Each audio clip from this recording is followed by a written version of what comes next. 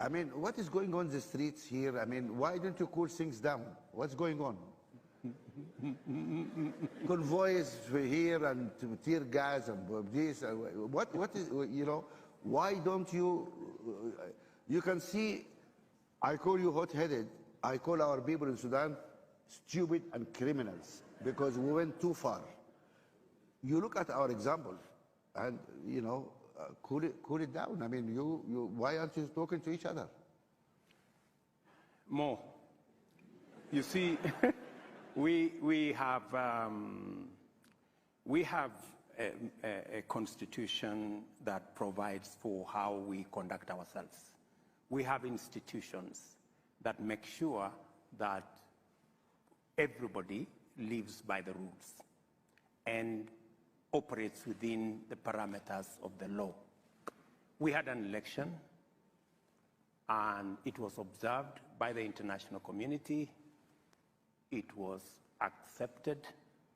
In fact, my predecessor said, I think a day ago, that he handed over to the gentleman who won.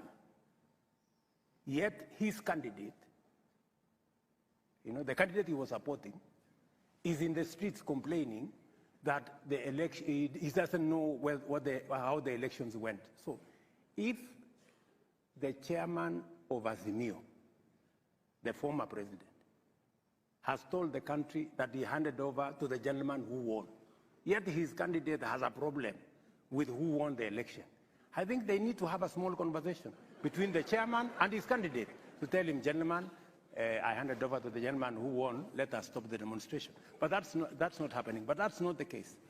I did take the step, you know, as president, to deal with the situation because they raised 4 issues. Issue number 1, the high price of food commodities. You know as much as I do that that's not a Kenyan problem. But I said, okay, let's have a conversation. They raised number 2, that that they're not satisfied with the outcome of the election. We all went to elections, the international observers were there, it was validated by the institutions of government, the institutions of the Constitution, the Supreme Court validated. 5 months after the election, they said, oh, there is a whistleblower who has now said he has given different results. In which country more is elections determined by whistleblowers?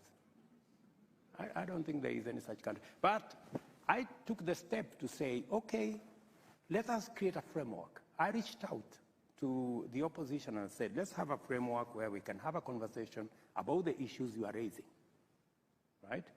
And I extended an olive branch. I went on national television. I offered, said, let's have this conversation. They accepted that let's have this conversation. And before the conversation could start, they said, no, we don't think you're sincere. You know, we don't like one of your members. They didn't like, I saw the paper. If you are having a conversation and you need everybody on the table, you cannot say, I don't like so-and-so. It is the reason why we are having a conversation, because we don't like one another, you know? So it cannot be the argument that I don't like so-and-so. So the very reason why we are having the conversation is because we don't like one another. Let us always have the conversation. But anyway, be that as it may, let us see how else. You know, if you have, make a different suggestion. We've even offered them, we've told them, okay, if you don't like so-and-so, it's fine. Can we start the conversation and then we will exit this person you don't like? They say, no. We told them, but the prices of food commodities have come down. They said, even if you bring it down as far as possible, we still want to go to the demonstration. I don't know. Maybe we need a hug first, you know. What?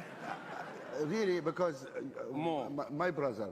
Since these are your friends, why don't you reach out to them and have a conversation?